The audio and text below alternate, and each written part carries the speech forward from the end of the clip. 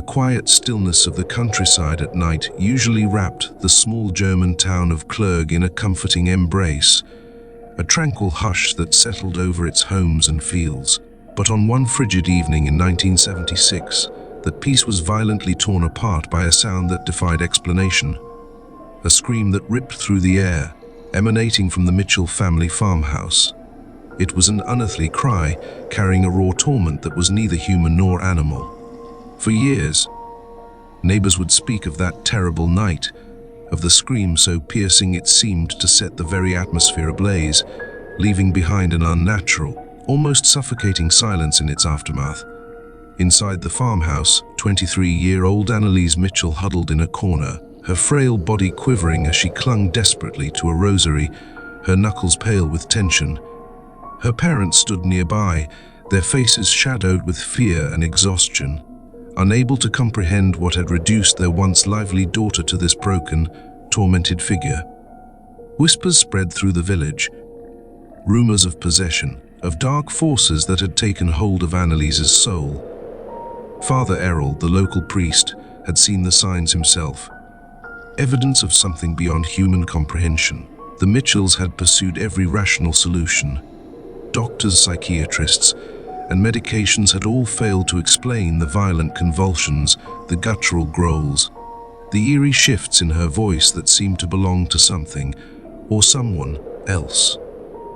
As the church prepared for what would become one of the most infamous exorcisms in history, a chilling question loomed: was this truly a battle for Anneliese's soul, or had something far more sinister already claimed it?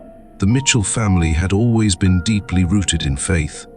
Living in a modest home in Klingenberg, Bavaria, Joseph and Anna Michel had raised their daughters with unwavering devotion to Catholicism. Anneliese, the second eldest, had once been a bright and kind-hearted young woman, her radiant smile and love for music endearing her to all who knew her. Teachers admired her intelligence, and friends cherished her loyalty. But everything changed when she turned 16. It began with subtle signs. She would speak of a crushing weight pressing against her chest at night, an unseen force pinning her helplessly to her bed. At first, the Michel family dismissed it as nothing more than a bad dream, a fleeting nightmare, nothing to be concerned about. But soon, the episodes escalated. Violent, uncontrollable seizures racked Anneliese's body, leaving her rigid and contorted in pain. The sight was horrifying. Doctors diagnosed her with epilepsy and prescribed medications, hoping to manage the condition. Yet, instead of improving, Anneliese's condition deteriorated. She began hearing voices. At first, they were nothing more than faint whispers, indistinct murmurs at the edges of her mind. But in time, they grew louder, more insistent, shouting vile obscenities and urging her to harm herself. The vibrant young woman, she had once been faded into someone unrecognizable. She withdrew from the world, ashamed and afraid, eventually refusing to leave the house. School was no longer an option. She could barely face herself, let alone others. By the time she turned 20, Anneliese's suffering had reached a level that defied explanation. She spoke of grotesque figures lurking in the shadows, distorted, demonic faces watching her with malevolent grins. She refused to eat, claiming her food had been tainted by evil forces. Her body wasted away, her once bright eyes sinking into hollow sockets, her skin losing all color, as if something unseen was slowly draining the life from her. Desperate for answers, the Michels sought out medical professionals, clinging to the hope that science could provide a cure. The doctors only offered more diagnoses: schizophrenia, severe psychosis. Yet, no treatment, no medication, no therapy brought relief. If anything, the prescribed drugs seemed to worsen her condition, triggering even more violent outbursts. Then came the moment that changed everything. During a quiet prayer session at home, Anneliese suddenly collapsed to her knees. Her head snapped backward at an unnatural angle as an inhuman sound erupted from her throat. A deep, guttural roar filled with rage. The words that followed were blasphemous, mocking the family's faith with a voice that was not her own. It was impossible. A sound so unearthly could not have come from her frail, deteriorating body. Word of Anneliese's torment reached Father Ernst Alt, a local priest who had heard of her suffering. With growing unease, he agreed to visit the Michel home. But the moment he stepped inside, an overwhelming presence gripped the air, as if something unseen had been waiting for him all along. The moment Father Ernst Alt stepped into the Michel home, he felt it, a crushing weight in the air, an unshakable sense of dread that clung to him like a shadow. As he sat with Anneliese, he asked her simple questions, attempting to draw her into conversation. But her responses sent a chill down his spine. She spoke of things she had no way of knowing. Intimate details of his childhood, hidden fears he had never voiced, the private doubts he carried about his faith. She's possessed. Father Alt finally told the Michels after hours of prayer and unsettling revelations. There is no doubt. It was not a declaration he made lightly. The Catholic Church, wary of hysteria and exaggeration, demanded thorough investigation before allowing an exorcism to proceed. Father Alt carefully documented every disturbing sign and submitted his reports to Bishop Joseph Stangl, requesting permission to perform the sacred rite. For months, the request was scrutinized, debated, and weighed against the Church's strict guidelines. Finally, the approval came. The exorcism would be conducted by Father Arnold Renz, an experienced exorcist with Father Alt assisting. For Anneliese, the decision was a double-edged sword. She believed she was fighting for her soul, but she knew the battle ahead would be grueling. For her family, it was their last hope, their final attempt to reclaim the daughter who was slipping further away with each passing day. The stage was set. A war between light and darkness was about to begin, and the Michel family could only pray that their faith would be strong enough to save her. The exorcisms began in September 1975. In the cramped living room of the Michel household, Fathers Renz and Alt arrived, armed with holy water rosaries, and an unshaken belief in their mission. But no amount of faith could have prepared them for what awaited inside. Anneliese sat in a wooden chair, her frail frame trembling as the priests began the ritual. At first, she appeared eerily calm, but as the Latin prayers filled the room, everything changed. Her body convulsed, her eyes rolled back, and from her throat erupted a scream so unearthly it seemed to shake the very walls. It was not a cry of pain, but something far more profound. A sound drenched in fury, raw and primal, something beyond human. And then the voice came. It did not belong to Anneliese. It slithered through the air in snarling, overlapping tones, speaking in languages she had never learned, uttering words that had no place in her mouth. The battle for her soul had begun. "I am Cain," a voice spat with venom. "I am Nero," another snarled. As the exorcisms continued, the priests meticulously recorded the chilling identities of the entities that claimed to inhabit Anneliese. Judas Iscariot, Adolf Hitler, even Lucifer himself. Each voice was distinct, each presence seething with malice, their words dripping with hatred and defiance. Between the sessions, Anneliese's behavior grew increasingly erratic. She refused to eat or drink, insisting that the demons would not allow her to. Her body wasted away, her weight dropping to a dangerously low level, her pale skin stretched tightly over her sharp cheekbones. At night, her parents would hear her pacing through the halls, growling and hissing in the darkness. Sometimes, she hurled herself against the walls with such force that bruises bloomed across her fragile frame. But the torment was not hers alone to bear. The demons seemed to take pleasure in attacking not just Anneliese, but those around her, her family, the priests. During one exorcism, Father Renz gasped for air as an unseen force pressed heavily against his chest, choking him. Objects in the house moved on their own. Chairs scraping eerily across the wooden floors, crucifixes inexplicably tumbling from the walls, and always that sickening, sulfuric stench lingered in the air, a constant reminder of the evil that had taken root in their home. Days blurred into weeks, weeks into months. The relentless battle drained Anneliese and her family, pushing them to the brink. The exorcism sessions, some lasting for hours, left her bloodied and broken. Her knees swelled and cracked from endless kneeling in prayer, the skin rubbed raw, yet she never wavered. In rare moments of lucidity, she would look at her parents, sorrow filling her hollow eyes, and whisper, "I'm doing this for them, so they'll be saved." Despite the agony, her faith never faltered. Even as she wept in exhaustion, she clung to her rosary, whispering prayers between desperate sobs. But the demons taunted her, their voices slithering through the air with cruel amusement. "You'll never win," they hissed. "She belongs to us now." The priests refused to give in. Their efforts only intensified. Exorcisms performed multiple times a week. The Michel home became a battleground, its walls bearing witness to the clash between faith and darkness. Prayers filled the air, interwoven with screams, and at times, a bone-chilling laughter that did not belong to Anneliese. Yet, amid the horror, small victories emerged, moments of resistance that ignited hope in the hearts of those who refused to abandon her. The war was not over, but the fight for her soul raged on. But the demons were relentless. Their grip on Anneliese tightened with a force far stronger than anyone had anticipated. No prayer, no plea seemed to weaken their hold. Word of her condition spread beyond the small town, and soon, reporters and curious bystanders gathered outside the Michel home, eager for a glimpse of the tormented girl at the center of this chilling ordeal.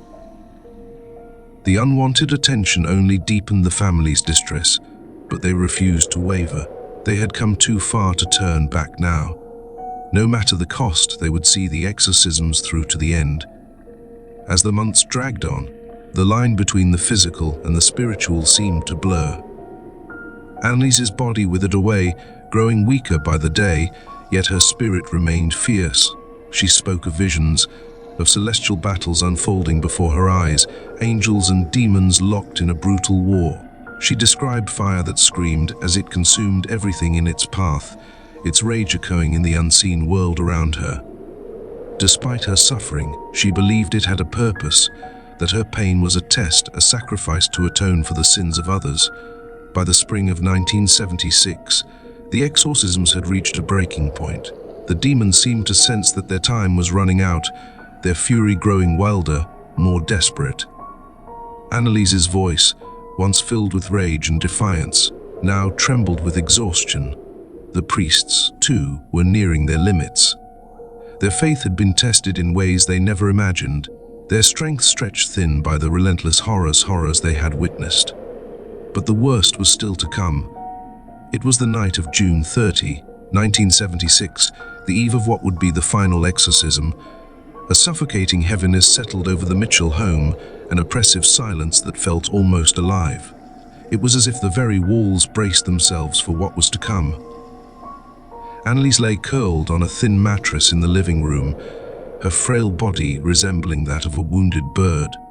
Her breaths were shallow, her lips parched and cracked, yet she clung to her rosary with an unshackable grip, as if drawing strength from the last embers of her faith. At the foot of the mattress, Fathers Renz and Alt stood, their faces pale but resolute. Around them, the Michel family gathered, whispering prayers into the thick, stifling air. Their words trembled, carried by fear but fueled by hope. The battle was nearly over. One final confrontation remained. The priests began the rite of exorcism once more, their voices unwavering despite the storm of doubt that churned in their hearts. It felt like the 100th time, yet the battle was far from over. The moment the prayers filled the air, Anneliese's body arched violently, her back lifting from the mattress as though some unseen force were pulling her upward. Her mouth gaped open, releasing a guttural, animalistic growl that sent a shudder through the room. Her bloodshot, hollow eyes locked onto her mother. "You think this will end tonight?" A voice sneered, dripping with mockery. "You are fools. She belongs to us." Then chaos erupted. A crucifix crashed from the wall, shattering the oppressive silence. The candles flickered wildly before extinguishing all at once, plunging the room into near total darkness. Only the faint, ghostly glow of moonlight filtered through the window. Anneliese thrashed, her hands clawing desperately at her own throat, as if trying to tear something from within her. "Hold her down," Father Renz shouted, his voice cutting through the cacophony. Joseph and Anna rushed to their daughter's side, gripping her arms as she writhed against them. The priests pressed on, their Latin prayers ringing through the air, each word a strike against the darkness that surrounded them. Then came the scream, a sound so raw, so piercing it felt as though it had set the very air ablaze. And then they saw it. For a fleeting moment, something rose from Anneliese. A shadow, a writhing, shifting mass that loomed above her, its grotesque form flickering like flames. The temperature in the room soared, the smell of sulfur thick and suffocating. "Leave her," Father Alt commanded, his voice unsteady but resolute. "In the name of Jesus Christ, I order you to depart." The shadow shrieked, a sound not of this world, as its form contorted violently before collapsing inward, twisting in upon itself until it was gone. Anneliese's body jerked one final time before falling still. A suffocating silence followed. No one moved, no one spoke. Their eyes remained fixed on the fragile figure lying before them, holding their breath, waiting. Then, slowly, Anneliese's eyelids fluttered open. For the first time in months, her eyes held something other than agony. She was awake. Her eyes were clear. Not the wild, haunted gaze they had come to fear, but the soft, human eyes of the daughter they remembered. Anneliese turned to her mother, her lips trembling as she whispered, "Mame, it's over." But it wasn't over. Her final words that night carried a calm certainty, chilling in their serenity. "I have saved them, but I must go now." Her voice was steady, almost peaceful, as if she had made her peace with the fate that awaited her. And hours later, as the first light of dawn stretched over Klingenberg, Anneliese Michel took her last breath. Her frail body, ravaged by months of starvation and suffering, simply could not endure any longer. The demons had been cast out, but the price had been too great. Morning sunlight streamed through the thin curtains of the Michel family's living room, casting long, quiet shadows across the floor. On the mattress where she had spent her final hours, Anneliese lay motionless, her face finally unburdened by pain. The anguish that had tormented her for so long was gone, and for the first time in what felt like an eternity, there was peace. A heavy, bittersweet peace that hung in the air like the final note of a mournful hymn. Anna Michel knelt beside her daughter, her hands shaking as she brushed a stray lock of hair from Anneliese's face. Silent tears traced down her cheeks, but there were no cries, no wails of grief. It was as if, deep in her heart, she had always known this would be the ending. Joseph stood behind her, his face pale and hollow, his fingers locked around a rosary so tightly that his knuckles had turned white. The priests remained at a respectful distance, their heads bowed in quiet prayer. Father Alt clutched his Bible, his lips moving silently as he whispered the last rites. Father Renz, his face lined with exhaustion, gently placed a hand on Anna's shoulder. "Her suffering is over," he murmured. But even as he spoke, the words felt hollow. Outside, the townspeople who had once gathered out of curiosity stood in hushed reverence. The whispers had ceased. The rumors, the speculation, it all felt meaningless now, because the battle was over, and Anneliese had already made her choice. Now they came, not as onlookers, but as mourners. Friend, neighbors, and strangers from beyond Klingenberg arrived to offer their condolences, drawn by the whispers of what had happened within the Michel home. Word of Anneliese's death spread quickly, and soon talk of her suffering took on a new form. Some believed she had been a saint, willingly enduring torment to save others from damnation. Others were skeptical, questioning whether it had all been a tragic case of neglect, hysteria, and religious fanaticism. But for those who had been there, her family, the priests, there was no question. They had seen the shadows. They had heard the voices.